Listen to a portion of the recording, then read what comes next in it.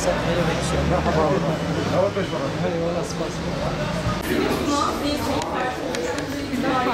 ايوه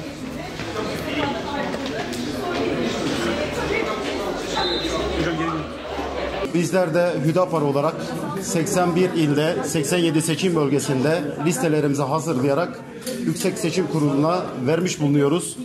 Bu seçimin memleketimize hayırlar getirmesini Cenab-ı Allah'tan niyaz ediyoruz.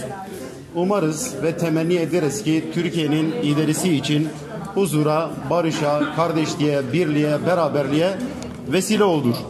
Bizler Hüdapar olarak kurulduğumuz 19 Aralık 2012'den bu yana daha önce iki seçimlere girmiş, bunlar lokal düzeyde olmuş. 7 Haziran seçimlerinde ise bağımsız milletvekilleri adaylarıyla seçimlere girmiştik.